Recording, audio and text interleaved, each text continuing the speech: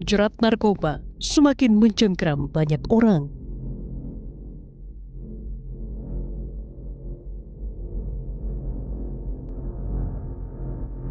Tak hanya rakyat biasa, namun juga kalangan elit dan terpandang.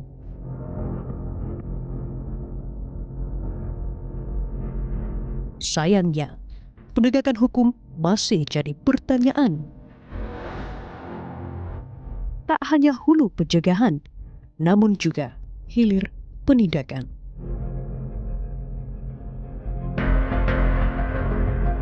Kita masih dihadapkan pada pertanyaan, haruskah mereka dipenjara atau rehabilitasi yang mengedepankan kemanusiaan?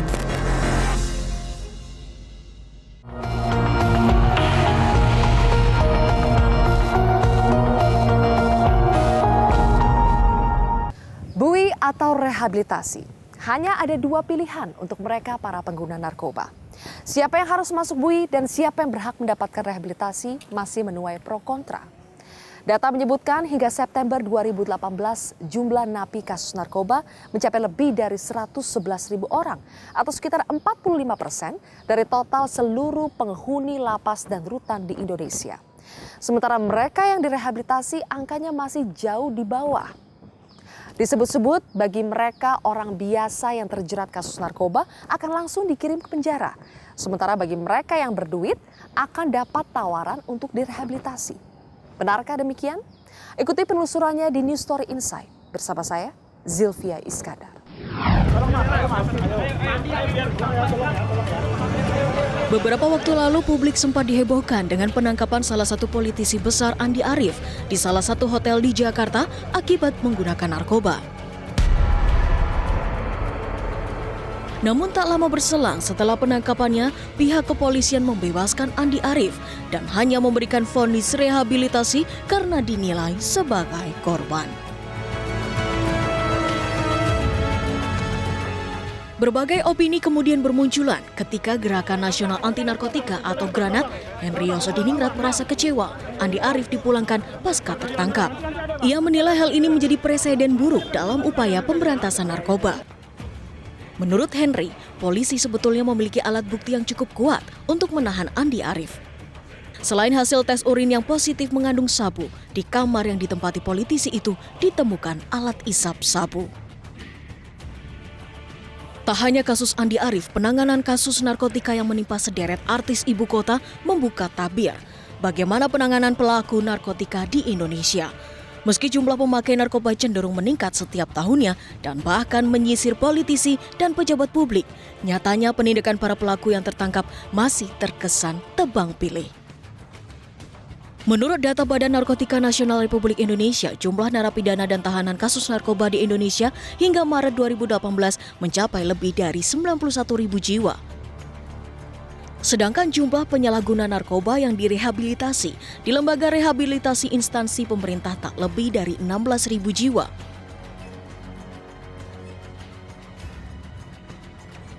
Akankah ini menjadi pembuktian? Kesempatan rehabilitasi seakan hanya dinikmati oleh segelintir golongan saja.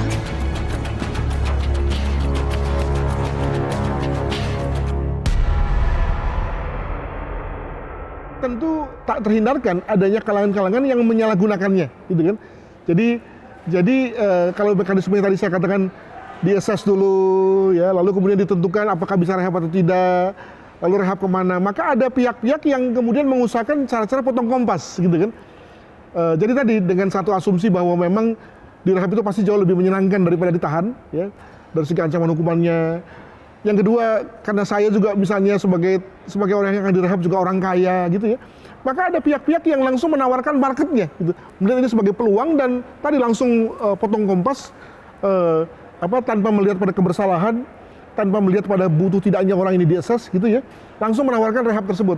Jadi ini menurut saya kelemahannya ada pada tata kelola, ya, pada good governance dari kebijakan baru tersebut yang menurut saya masih kurang dilakukan oleh semua pemangkunya. Jadi saya berharap bahwa mulai dari kepolisian, kejaksaan, BNN dan lapas itu memperkuat tata kelola yang baik, ya, sehingga kemudian memperkecil atau bahkan menghilangkan pihak-pihak yang bermain. Nah, masalahnya adalah bahwa karena pihak-pihak yang bermain itu adalah kalau boleh saya katakan aparat sendiri, maka tentu proses untuk menghilangkannya menjadi susah tuh. Karena tadi dia harus melawan teman-temannya sendiri kan. Namun menurut saya ini harus dilakukan karena makin lama ini dibiarkan akan makin kuat nih gurita-guritanya. Terus kemudian setelah itu langsung di penjara atau ada proses rehab dulu? Langsung di penjara karena saya diajukan dari kepolisian rehab. Saya tidak punya uang karena lanjut. Nggak punya uang? Iya. Emang saat itu berapa, disuruh bayar berapa untuk rehab?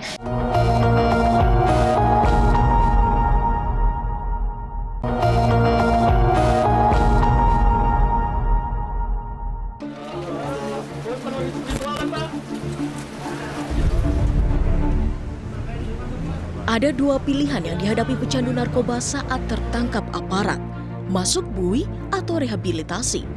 Angka yang masuk BUI sepertinya lebih tinggi dibanding yang masuk rehabilitasi. Usut punya usut, akses rehabilitasi tak bisa dinikmati oleh semua kalangan, karena nyatanya untuk mendapatkan fasilitas tersebut, para pecandu narkoba perlu merogoh kantong lebih dalam untuk bayar ini itu.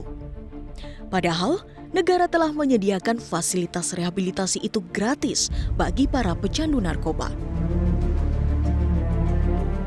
Ketentuan mengenai rehabilitasi tidak dipungut biaya ini telah diatur dalam Pasal 2 Peraturan Menteri Kesehatan Nomor 50 Tahun 2015 tentang petunjuk teknis pelaksanaan wajib lapor dan rehabilitasi medis bagi pecandu, penyalahguna, dan korban penyalahgunaan narkotika.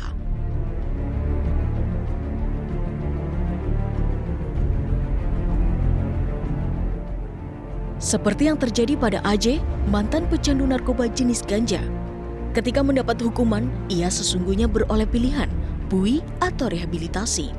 Namun apa daya, ia tak punya banyak dana untuk bisa masuk panti rehabilitasi.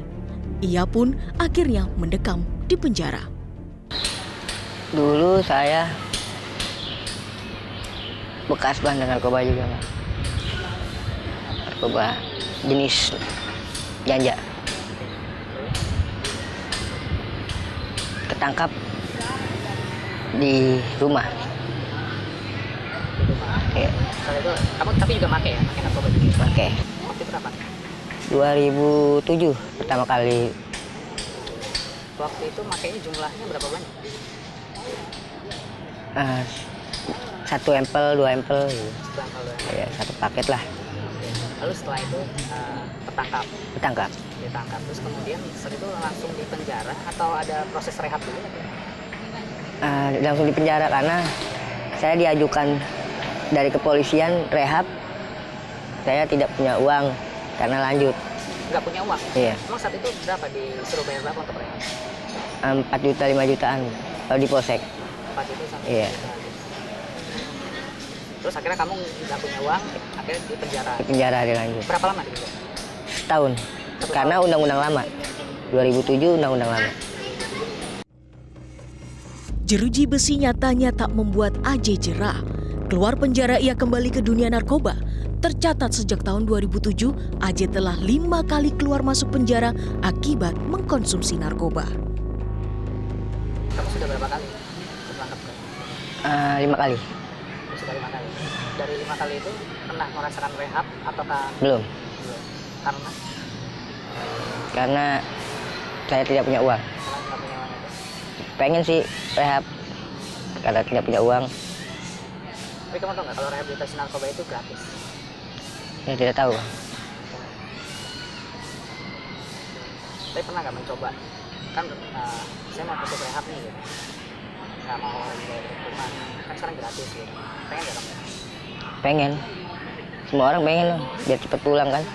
Kalau udah ketangkap di dalam penjara, pengen pulang juga, Bang. Institute for Criminal Justice Reform menilai harusnya yang dilihat di sini adalah apakah benar memenjarakan merupakan langkah yang efektif karena peredaran narkoba dalam lapas sudah menjadi rahasia umum dan sulit dihilangkan. Kata efek jera nggak pernah tepat untuk pengguna narkotika, karena lagi-lagi kalau kita lihat tren negara dunia itu nggak pernah ada negara di dunia yang berhasil menyelesaikan kebijakan narkotikanya, yang berhasil mereformasi kebijakan narkotikanya dengan mengkriminalkan pengguna narkotika. Ada peredaran gelap narkotika di dalam lapas, itu kan salah satu contoh di mana akhirnya kondisi kerentanan pengguna narkotika di dalam lapas itu jadi bahan jualan buat pasar gelap. Nah, di situ kan harusnya kita lihat nih, apakah benar penjara itu efektif, toh narkotikanya aja beredar di dalam lapas. Kasus AJ ini merupakan salah satu bukti bahwa penjara bukanlah solusi. Padahal berdasarkan Undang-Undang Narkotika Pasal 54 disebutkan bahwa rehabilitasi adalah hak bagi korban dan yang seharusnya mendapatkan hukuman maksimal adalah pengedar. Ya, dia seorang pengedar bandar, harusnya dia sudah tidak ada situlah, dia tempatnya di sana lah, penjara kan. Tapi dia pikir, wah ada tempat yang lebih enak di sana, direhab. Jadi walaupun gua bandar, gua pakai aja. Kemudian gua sakitnya, itu dimanipulasi. Sehingga keluarlah bahwa ini orang harus direhab, pindah di sana. Pindah sana, main lagi, kabur, bisa kabur. Nah, sebaliknya juga begitu. Yang seharusnya sudah direhab, masuk kan. Seharusnya kan masuk situ semua dia. Tapi ada yang juga, wah ini kok pindah di sini aja nih. Jadi dua tempat ini jadi betul-betul lah. Jadi penjara atau rehabilitasi. Nah, ini harus betul tegas. Sebagian pihak menilai langkah aparat memberikan rehabilitasi kepada pengguna narkoba adalah langkah yang tepat. Namun sebagian lainnya menilai bahwa pengguna narkoba harus tetap menerima sanksi pidana. Terlebih tidak semua narapidana kasus narkotika menerima kesempatan yang sama. Rehabilitasi dinilai hanya diberikan kepada kalangan berduit saja dan menjadi cara untuk menghindari jerat hukuman. Benarkah demikian? Saya akan bertanya langsung kepada Kepala Balai Besar Rehabilitasi Badan Narkotika Nasional. Selamat pagi. Pagi. Pak Ali ya Pak? Iya betul. Saya Zilvia Pak dari NSA. Ini lagi memberikan pengarahan Pak? sedang memberikan pengarahan pada pejabat struktural di Balai Besar Rehabilitasi BNN. Oke, ini Balai Besar Ya. Pusat Rehabilitasi Penyalahgunaan Narkoba Pak ya? Betul. BNN. Oke, saya baru pertama kali di sini baru Pak. pertama kali ya. Kali ini ruang pendaftaran? Ya, ini ruang pendaftaran bagi pecandu narkotika dan korban penyalahgunaan narkotika yang ingin melakukan rehabilitasi di Balai Besar Rehabilitasi BNN. Oke. Pak, kedatangan kami di sini ini pertama ini karena dipicu, Bapak pasti sudah mendengar salah satu politisi di Indonesia tertangkap polisi dikatakan menggunakan narkoba, tetapi mungkin yang menjadi pertanyaan masyarakat, kok tidak di penjara tetapi direhabilitasi. Jadi kan sekarang ada kebingungan ini. Sebetulnya apa sih kategori yang langsung di penjara, kemudian yang direhabilitasi, itu bedanya apa? Oh iya, jadi begini. Jadi kalau seseorang kedapatan ditangkap oleh aparat penegak hukum dan ternyata dia positif menggunakan narkotika, dia akan tidak ada barang bukti, dia akan di assessment. Ya, oleh tidak tim, ada barang bukti. Tidak ada barang bukti. Ya, dia bisa di assessment oleh tim assessment terpadu. Nanti dilakukan penilaian oleh tim itu yang terdiri dari tim dokter, psikolog, dan juga dari ada aparat penegak hukum juga. Ya. Nanti dari hasil assessment itu bisa diketahui bahwa dia ternyata hanya sebagai pecandu narkotika atau korban penyalahgunaan narkotika dan rujukannya harus direhabilitasi. Ini bedanya apa sih Pak? Kan ada istilah terminologinya itu ada pengguna, ada pecandu, ada penyalahguna, terus ada korban narkotika. Ini beda keempat ini apa Pak? Penyalahguna narkotika adalah orang yang menggunakan narkotika tanpa hak atau melawan hukum. Nah itu diatur itu di dalam pasal 127. Maksudnya gimana tanpa hak atau melawan hukum? Bukankah semuanya ini melawan hukum Pak? Nah, kalau sudah pakai narkoba? ada. Di dalam pasal 127 disebutkan kalau di dalam pasal 127 nih, kalau penyalahguna dapat dibuktikan atau terbukti sebagai korban penyalahguna narkotika, dia wajib menjalani rehabilitasi medis dan sosial. Nah itu pasal 127. Nah itu yang disebut dengan pecandu dari narkotika atau penyalahguna narkotika. Ya. Tapi kalau di dalam pasal 111 yang tadi disebutkan, kenapa kok ada yang di penjara? Ya. Nah, karena dia di dalam pasal 111, 112, 113 Undang-Undang 35 tahun 2009 tentang narkotika disebutkan setiap orang yang memiliki, menanam, menyimpan, menguasai narkotika itu dapat dipidana penjara paling singkat 4 tahun. paling lama 12 tahun. Nah, itu yang disebut dengan seseorang yang menggunakan narkotika atau memiliki narkotika atau menguasai narkotika itu dapat dipidana. Tapi kalau di dalam pasal 27, kalau dia bisa membuktikan atau terbukti sebagai korban penyalahgunaan narkotika. Artinya maksudnya misalnya dia dijebak atau tidak sengaja mengonsumsi itu yang Pak, dimaksud ya? dengan korban. Itu korban. Nah, yang dimaksud dengan korban penyalahgunaan narkotika adalah seseorang yang tidak sengaja menggunakan narkotika karena dipaksa, ditipu, diperdaya atau diancam untuk menggunakan narkotika. Itu korban. Oke. Nah, dan itu wajib direhabilitasi. Iya, iya. Itu diatur di dalam pasal 54. Jelas itu Pak kalau korban. Tapi tadi Pak bedanya yang pengguna, pecandu dan penyalahguna ini kan mirip-mirip Pak. Ya. Kalau pecandu narkotika adalah orang yang menggunakan narkotika atau menyalahgunakan narkotika dan dalam keadaan ketergantungan narkotika, sudah baik secara fisik ketergantungan. maupun psikis. Nah, jadi sekali lagi pecandu narkotika dan korban narkotika tempatnya direhabilitasi. Nah, itu diatur di dalam pasal 54 Undang-Undang 35 tahun 2009. Ya, tapi kalau orang tadi yang sebut penyalahguna itu orang yang menggunakan narkotika atau menyalahgunakan narkotika tanpa hak atau melakukan hukum, itu memang tempatnya bisa di penjara. Tapi kalau dia bisa membuktikan sebagai korban atau sebagai pecandu narkotika, tempatnya direhabilitasi. Nah, itu bedanya. Oke Pak, syarat untuk bisa direhabilitasi selain memenuhi ketentuan undang-undang tadi Pak, ada juga mungkin secara yang volunteer ya Pak, sukarela datang ke sini, kemudian mendaftarkan mungkin anaknya atau sanak keluarganya, itu banyak juga ya? Ya, banyak. Di sini banyak kan voluntary. Ya, kasus-kasus penyalahguna dan korban penyalahgunaan narkotika di Balai Besar ini 95% voluntary, sukarela, atau diantar oleh pihak keluarganya ke Balai Besar Rehabilitasi untuk direhabilitasi. Dan semua di sini pengobatannya gratis, dibiayai oleh negara, tidak dipungut 1 sen pun. Nah, jadi siapapun, bagi keluarga, bagi teman atau famili, siapapun, kalau ada yang menjadi pecandu atau korban penyalahgunaan narkotika, sebelum dilakukan penangkapan oleh aparat penegak hukum, datang ke Jadi BNN. jangan tunggu ditangkap Jangan tunggu Pak, ya? ditangkap, datang ke BNN. Dijamin Pak gratis? Dijamin gratis. Tidak ada pungutan sama dijamin sekali, gratis, pungli?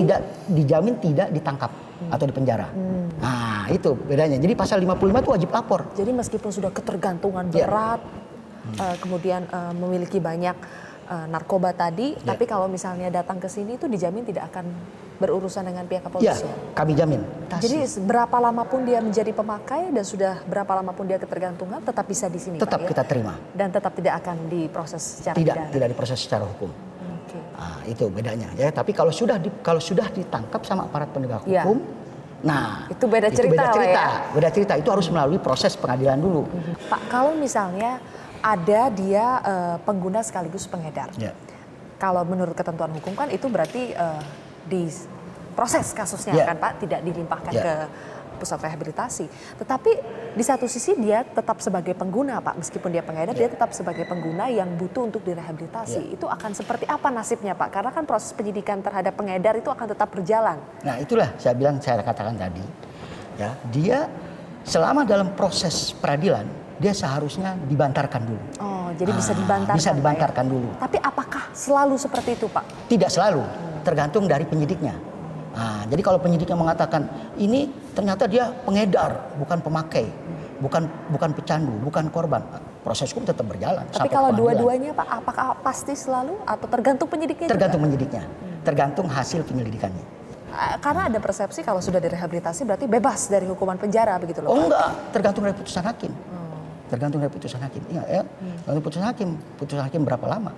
Lalu Pak, kalau misalnya sudah diputus pengadilan dia harus direhab, kan banyak Pak ya pusat rehabilitasi untuk penyalahguna narkotika ini. Apa bedanya Pak antara pusat rehabilitasi yang disediakan oleh BNN, terus kemudian ada yang Kementerian Kesehatan, ada yang Kementerian Sosial, bedanya akan seperti apa Pak? Sebetulnya sama ya. Tapi kalau di Balai Besar Rehabilitasi ini adalah pelayanannya satu atap, yaitu pelayanan secara medis dan sosial. Nah, itu pelayanan satu atap. Di Kementerian Kesehatan mungkin juga ada yang pelayanannya secara medis mungkin. Kemudian yang di sosial juga mungkin yang punya Kementerian Sosial pelayanannya secara rehabilitasi sosial. Nah, tapi tujuannya sama, bagaimana memulihkan pecandu dari ketergantungan narkotika sehingga bisa hidup pulih. Direhabilitasi di mana itu tergantung oleh putusan pengadilan juga tergantung Pak? dari hakim juga. Oke. Tadi Bapak bilang kalau di sini itu pemulihan secara medis dan sosial. Seperti apa sih Pak? Saya ingin tahu, tapi mungkin kita langsung ke lokasinya boleh, ya Pak? boleh. Oke, baik. Mbaknya? Kalau saya sih awal-awalnya saya nggak terima ya. Di sini apalagi di saat di medisnya kan, ditangani medis, saya nggak terima. Kenapa sih saya dibawa ke sini? Kayaknya saya nggak terlalu parah kayak mereka-mereka gitu.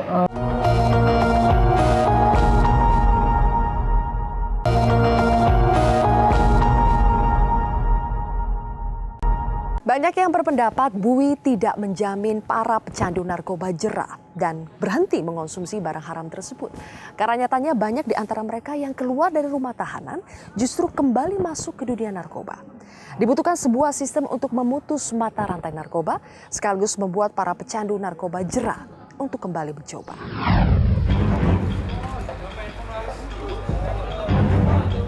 Tidak dapat dibantah bahwa pecandu narkoba harus direhabilitasi karena perintah undang-undang. Namun ironisnya, pengguna narkoba sering dijerat pidana ketimbang mendapatkan hak rehabilitasi.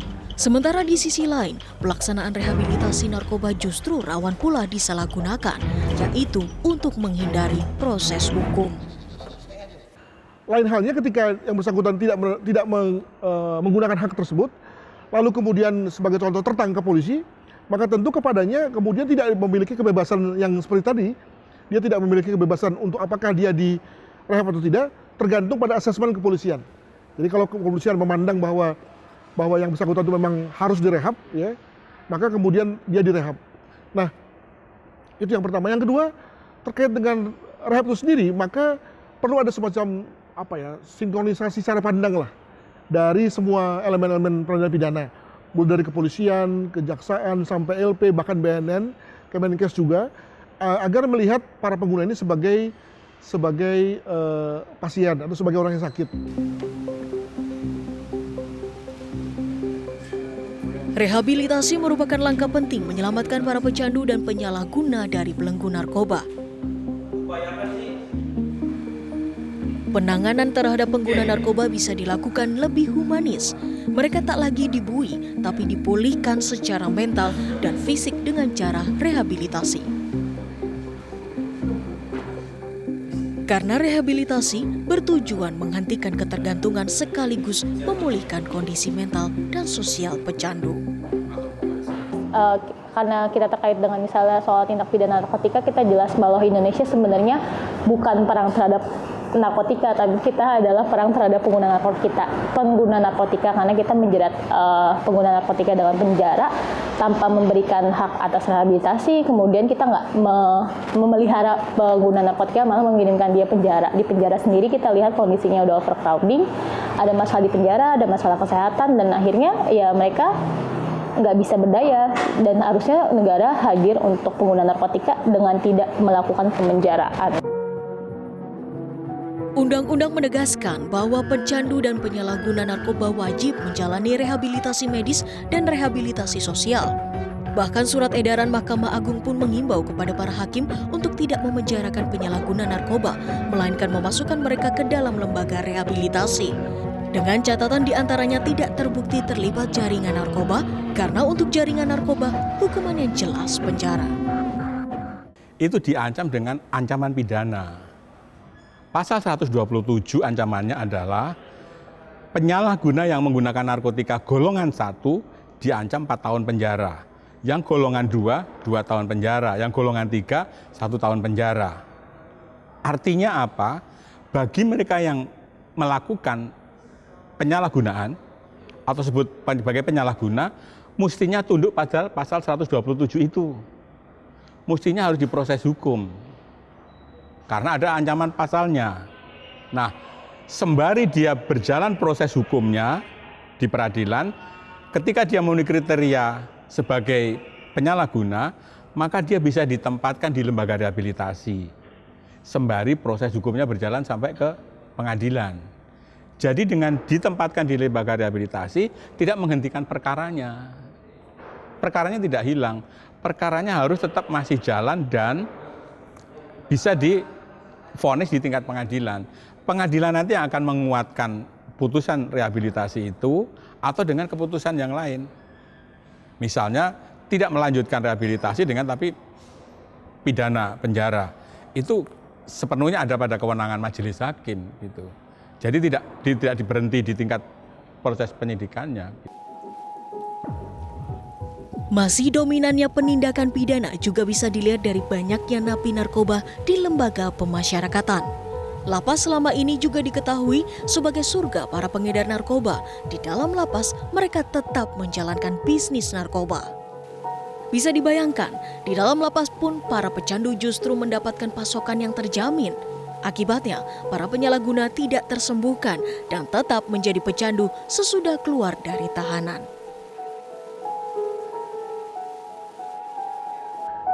Seiring dengan dimasukkannya para pengguna itu ke dalam lapas, maka alih-alih makin sehat, alih-alih makin tidak lagi tergantung, malah terjadinya makin tergantung, gitu ya. Mengapa demikian? Karena kita tahu bahwa lapas kan bukan arena kuratif ya, bukan tempat di mana orang bisa disembuhkan. Yang ada adalah malah orang jadi jatuh sakit tuh, ya. Jadi harapan kita agar para pengguna ini kemudian lalu kapok, nggak terjadi dalam konteks di mana dia dimasukkan dalam lapas. Menerapkan efek jera memang mutlak dilakukan bagi para pecandu narkoba. Ini menjadi salah satu upaya agar tak ada lagi yang mengkonsumsi narkoba dan memastikan agar jaringan narkoba terputus dan tidak masuk merusak masa depan bangsa ini.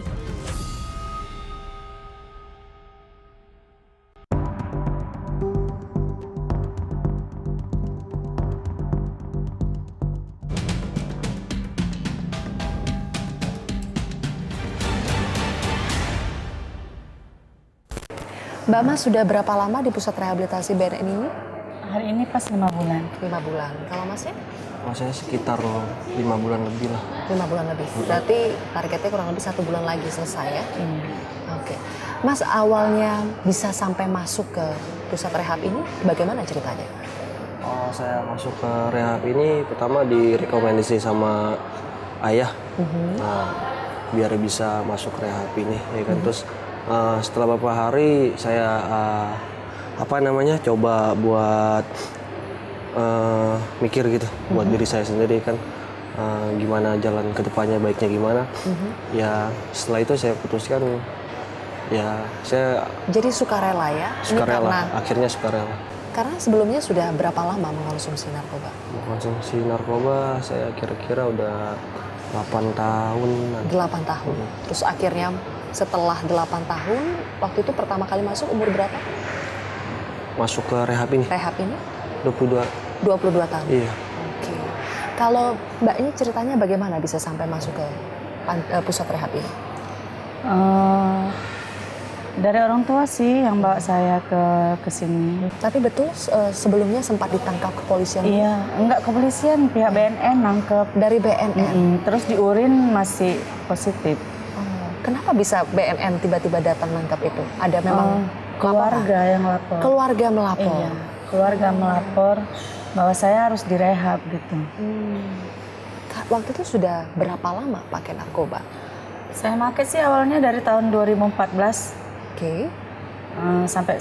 Sampai yang sebelum kesini masih aktif. Sekitar 45 tahun? 45 tahun. Pasti ketika awal masuk rehab itu ada penyesuaian. Iya. Seperti apa sih waktu itu kesulitan yang dihadapi, terus juga mungkin awalnya sempat berpikir ingin pulang atau seperti apa? Kesulitan yang kalian hadapi seperti apa, Mas, ketika di rehab?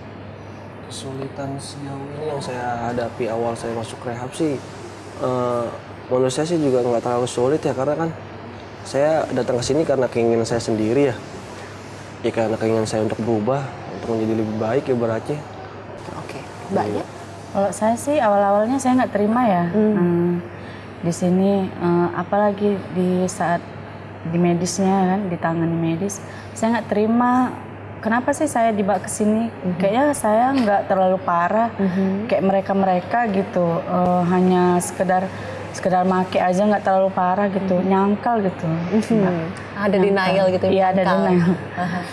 Nggak terima. Dan pas di medis itu saya memang benar-benar nggak terima, ada pikiran mau bunuh diri juga gitu kan. Karena kenapa sih saya di sini? Kenapa sih saya di sini? Hanya kayak gitu aja sih. Itu kesulitannya. Itu berapa lama mengalami tahap seperti itu? Cukup lama, sampai 3 bulan ya saya kayak gitu. Berarti baru-baru ini sudah bisa menerima? Baru-baru kali ini, karena saya udah dekat sama konselor saya ya. Konselor saya sering support saya dan kasih saya pandangan untuk masa depan itu kayak gimana. Makanya perlahan saya tuh bersyukur saya tuh dibawa ke sini. Akhirnya dari yang awal bertanya-tanya kenapa tidak terima sampai bunuh diri dan sekarang bersyukur. Bersyukur, Mbak. Kalau boleh tahu dulu pakai apa, Mbak? Pakai sabu aja. Sabu ya? Selama 4 tahunan itu. Iya. Oke, kalau Masnya dulu? Awal pemakaian saya jenis ganja sama obat. Kalau Masnya bagaimana? Perubahan yang dirasakan setelah 5 bulan menjalani rehab? Perubahan dalam diri saya juga ya amat drastis lah gitu, perubahannya dalam segi positif. Saya lebih bisa gimana caranya untuk saya mengendal feeling, gimana caranya memoles lagi untuk saya bersosialisasi dengan family saya di program itu, Pak. Banyak yang bertanya, di rehab itu bayar gak sih? Keluar uang gak sih? Kalau Mbaknya gimana pengalamannya? Kalau menurut saya sih di sini nggak bayar. Tidak ada uang yang Mbak keluarkan? Keluarga Mbak keluarkan? Nggak ada. Cuman deposit aja untuk kami jajan di Indomaret kan. Kalau untuk makan, untuk obat, untuk segala fasilitinya gratis kok. Makan berapa kali? Berapa 3 kali? 1 hari. 1 hari 3 kali. Snacknya 2 kali, pagi sama semua sore. Ditanggung, ya? Iya, semua ditanggung. Tempat tinggal semuanya sudah? Semua ditanggung. Nggak menuntut apapun. Masnya juga sama pendaftaran semuanya dari awal bagaimana? Ada biaya kah? Soal masalah biaya juga nggak ada. Tidak pernah dimintai, mungkin kalau bukan dari BNN, dari pihak luar gitu berusaha untuk semacam menjadi calo untuk bisa kalian direhab? Kalau setahu saya sih enggak kan, karena kan saya datang ke sini kan juga dari keluarga yang mengantar ke sini kan. Langsung ya? Langsung jadi pihak dari keluarga gitu kan. Dan memang selama proses 5 bulan ini tidak pernah dimintai apapun? Enggak pernah. Kalau takut nggak sih? Sulit nggak sih? Sebenarnya kalau sebelum kita tahu rehab itu apa, sulit, takut. Kayak saya yang pertama, sulit dan takut juga, pikirannya yang aneh-aneh. Tapi setelah sejauh ini sih, saya sangat bersyukur gitu. Saya itu dikirim ke sini. Baik, terima kasih ya, Mas, Mbak sudah berbagi bersama saya di sini. Itu gratis, tidak ada pungutan sama sekali Pak dari awal sampai akhir? Tidak. Selama dia menjalani program di Balai Besar Rehabilitasi, tidak dipungut biaya satupun, gratis. Berarti kalau ada pungutan-pungutan seperti itu permintaan.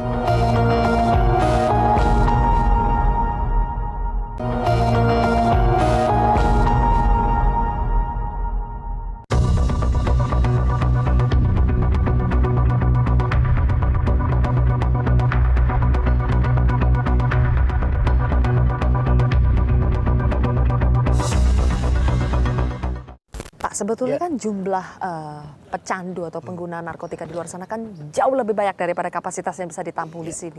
Tetapi kenapa Pak masih sangat sedikit yang mendaftarkan diri mereka secara sukarela? Apakah karena ada biaya, kemudian ada pungutan-pungutan yang dirasa besar begitu Pak ya? Karena ada Pak, ada pengguna narkoba yang kami wawancarai, dia bilang dia tidak mau direhabilitasi atau tidak bisa direhabilitasi karena dimintai uang 4 juta. Itu yang kecil tuh Pak, 4 juta. Ada juga yang mengaku puluhan juta, bahkan sampai miliaran. Katanya kalau mau direhabilitasi harus menyetorkan sejumlah uang. Nah ini saya luruskan ya. Jadi bahkan saya harus informasikan secara luas pada masyarakat bahwa pecandu narkotika dan korban penyalahgunaan narkotika kalau masuk BNN, kalau masuk ke Balai Besar Rehabilitasi BNN itu gratis. Tidak dipungut biaya 1 sen pun. Mereka dapat makan 3 kali, snack 2 kali. Dapat pakaian juga, seragam, uniform. Dapat ilmu vokasional, ya kan? Seminar-seminar bagaimana betul-betul gratis, tidak ada pungutan sama sekali Pak dari awal sampai akhir? Tidak. Selama dia menjalani program di Balai Besar Rehabilitasi, tidak dipungut biaya 1 sen pun. Gratis. Mungkin berarti kalau ada pungutan-pungutan seperti itu permintaan oknum, bukan oknum BNN. Oknum bisa siapa saja. Oknum bisa siapa saja. Bisa juga lembaga swadaya masyarakat, oknum, ya kan? Bisa juga penyidik, nah itu oknum. Tapi ya kan? Bapak memastikan itu bukan dari BNN? Bukan dari BNN. Kalau ada Pak dari BNN bagaimana? Kalau ada anggota saya melakukan perbuatan seperti itu pasti akan saya ambil tindakan tegas, sanksinya tegas. Pasti ada sanksi dari saya. Kalau dari BNN menjamin gratis untuk rehabilitasi di sini, Pak, sebetulnya biaya yang dikeluarkan BNN untuk satu orang saja sampai dia pulih itu rata-rata mengeluarkan berapa, Pak? Satu orang itu bisa menghabiskan 3,7 juta sebulan. 3,7 juta sebulan. Sebulan. Oke. Jadi kalau dia 6 bulan di sini, dia bisa bisa mengeluarkan biaya. Kalau negara mengeluarkan biaya itu satu orang itu bisa 21 sampai 22 juta. Itu 6 bulan ya? 6 bulan. Rata-rata di sini berapa bulan, Pak, untuk direhab? Rata-rata 6 bulan. Rata-rata 6 bulan. Jadi tergantung ya. Kalau di sini ada beberapa pengelompokan. Jadi kalau anak dan remaja 3 bulan. Nah, kemudian ada juga yang program 6 bulan. Ada juga program yang 12 itu yang tergantung dari putusan hakim tadi, compulsory. Nah, tapi kalau misalnya pada waktu program 6 bulan ternyata dia belum layak untuk keluar, ya kita beri tambahan waktu untuk rehabilitasi di sini. Nah, satu orang bisa habis sekitar 21 sampai 22 juta. Itu anggaran yang disediakan oleh BNN? Ya, negara. Menggunakan anggaran negara, APBN. Pak ya? APBN. Iya. Apa sih, Pak, yang dilakukan oleh Pusat Rehabilitasi BNN di Lido ini kepada para pengguna atau pecandu itu? Program apa, Pak, yang diberikan kepada mereka untuk bisa terbebas dari candu narkoba? Begitu residen masuk Balai Besar Rehabilitasi BNN, itu akan di screening, ya kan? Bukan hanya di tes urin, tapi juga tes darah juga. Kemudian rekam otak juga, rekam jantungnya, semuanya diperiksa, organ tubuhnya. Screening? Ya, di screening. Setelah itu dia akan ditentukan berapa lama rawatannya, tergantung dari riwayat pemakaian dia berapa lama. Nah, nanti setelah itu dia akan masuk ke fase detoksifikasi. Setelah medis selesai, beranjak ke fase yang pemulihan secara sosial. Ya, pemulihan sosial itulah yang agak lama, ya kan? Itu sekitar kalau di situ medis 1 bulan, 2 minggu di detox, 2 minggu di entry unit, kemudian 4 bulan di fase program rehabilitasi sosial atau primary. Nah, primary ini nanti sudah mulai program-program yang sangat padat. Dari jam 5 pagi sampai jam 10 malam itu sudah mengalami jam 5 pagi, Pak, sudah jam mulai? 5 pagi mereka sudah kalau yang pertama yang sholat subuh bagi mereka yang beragama Islam. Ya. Kemudian olahraga. Intinya mereka dibuat apa, Pak ya? Banyak aktivitas dalam satu hari. Kenapa, Pak? Supaya supaya mereka tidak mengingat lagi menggunakan narkotika lagi. Mengingat komunitas yang lama, itu jangan. Kita hindari itu. Jadi dibuat aktivitas padat supaya mereka betul-betul tidak memikirkan hal-hal yang negatif lagi. Tapi yang saya dengar, Pak, saking padatnya aktivitas itu, ada juga yang merasa berat kemudian kabur, Pak. Nah, itu lumrah. karena mereka tidak terbiasa dengan hal seperti itu. Ya kan? Mereka biasanya hidupnya senang-senang aja, happy-happy aja. Nah, di sini terprogram. Jadi itu halusinasi dia masih ada. Ada keinginan untuk kabur itu masih biasa. Tapi setiap tahun ada berapa, Pak, yang kabur, Pak? Oh, nggak banyak. Nggak banyak. Tapi hitungan berapa, Pak? Hitungannya sekitar palingnya ya 3-4 orang aja. 3-4 orang? 3-4 orang aja yang kabur. Tapi mereka kita bahkan diantar lagi sama orang tua. Kalau sudah sampai ke rumah orang tuanya diantar lagi sama orang tua. Karena kita telepon orang tuanya juga, ya kan. Tapi kesempatan pertama kita cari juga. Tapi kalau nggak ketemu, orang tua biasa nganter. Pak, tapi ada jaminan nggak sih, Pak, kalau misalnya mereka sudah direhabilitasi, kemudian misalnya berapa puluh % itu tidak akan balik lagi menggunakan narkoba? Apakah ada jaminan seperti itu? Jadi jaminan pulih ada. Nah, jaminan pulih ya. Bukan sehat 100%, pulih. Pulih ada karena kita hanya menjalankan program rehabilitasi medis dan sosial. Nanti setelah program 6 bulan itu, dialah yang akan dibantu oleh pihak keluarganya. Untuk mengamati si klien kita ini. Jadi pihak keluarga juga berperan penting. Kalau pihak keluarga tidak menganggap dia lagi, dia bisa terjerumus lagi. Bahkan setelah dari sini biasanya ada program pasca rehab. Program pasca rehab itu 50 hari, itu vokasionalnya lebih ke bidang keahlian. Untuk supaya dia bisa terjun ke masyarakat. Gitu loh. Jadi tetap harus ada pendampingan dari pihak keluarga. Jadi ada itu, Pak, artis yang pernah juga direhab di sini, inisial F, sudah direhab, ditangkap lagi tuh, Pak. Itu rehabnya di mana, ya kan? Itu makanya itu saya bilang tergantung dari yang bersangkutan sendiri. Kalau yang bersangkutan menjalankan program-program rehabilitasi yang diberikan oleh BNN, insya Allah dia tidak akan pulih. Memang ada yang relapse. Relapse itu dipengaruhi karena kurang dukungan dari pihak keluarga, lingkungan, masyarakat. Nah itu. Jadi kalau misalnya semuanya mendukung, semua pihak mendukung, insya Allah tidak akan relap. Pak, kalau ini mungkin pertanyaan terakhir Pak, kalau Bapak melihat peran efektivitas dari rehabilitasi, proses rehabilitasi terhadap pencegahan atau perlawanan terhadap narkoba secara keseluruhan, ini porsinya seberapa penting sih Pak porsi untuk rehabilitasi ini? Karena mungkin selama ini kita fokusnya lebih kepada penindakan. Dan mungkin rehabilitasi ini terlupakan, padahal mungkin ini efektif untuk juga membantu melawan narkoba itu secara keseluruhan. Jadi begini, penanganan permasalahan narkoba itu harus seimbang penanganannya. Antara supply reduction dan demand reduction. Ya, 50%. Supply reduction itu tugas aparat penegak hukum dalam memberantas peredaran gelap narkoba. Nah, demand reduction ini salah satunya efektif rehabilitasi sangat penting. Ya kan? Sekarang misalnya ada pengguna narkotika di Indonesia 3,3 juta. Ya. Kalau 3,3 juta ini punya kesadaran tinggi, ingin direhabilitasi dan bisa pulih, tidak ada lagi permintaan narkotika. Nah, mereka bandar akan mencari pangsa pasar lain, ke negara lain bahkan. Nah, ini yang sangat penting. Sementara saat ini Pak, jumlah yang direhabilitasi dibandingkan dengan pengguna itu berapa persen kira-kira Pak? Ya masih sedikit, ya masih sedikit. Memang kalau misalnya kesadaran itu yang belum keluar belum tumbuh dari pecandu dan korban penyalahgunaan termasuk masyarakat. Kalau kesadaran itu sudah tumbuh, kita akan kewalahan juga nih. Nah, kita akan kewalahan dan kita akan nanti mungkin nggak muat di sini Pak, butuh ditambah. Kita nanti mungkin bisa disalurkan ke tempat rehabilitasi milik BNN yang lain atau tempat rumah sakit milik Kemenkes atau tempat rehabilitasi sosial milik Kementerian Sosial. Tapi intinya kedua ini harus seimbang Pak ya. Penanganannya. Jadi baik supply reduction maupun demand harus seimbang penanganannya sehingga betul-betul angka penyalahgunaan narkotika bisa ditekan seminimal mungkin. Baik, mudah-mudahan itu terjadi Pak. Terima kasih Pak Ali sudah mendampingi kami di sini. Terima kasih Pak, sukses selalu. Terima kasih. Apapun jenis hukuman bagi para pecandu narkoba, tujuannya haruslah membuat mereka jera. Perang terhadap narkoba harus dilakukan secara terus-menerus, baik dari segi pencegahan maupun penindakan harus berjalan secara seimbang. Dibutuhkan kerja keras bersama seluruh elemen bangsa agar narkoba tidak lagi beredar dan permintaan terhadapnya tidak lagi ada. Semua itu harus dilakukan agar barang haram tersebut tidak merusak generasi bangsa. Saya Zilvia Iskandar bersama tim NSI pamit undur diri. Terima kasih. Sampai jumpa. Metro TV, knowledge to elevate.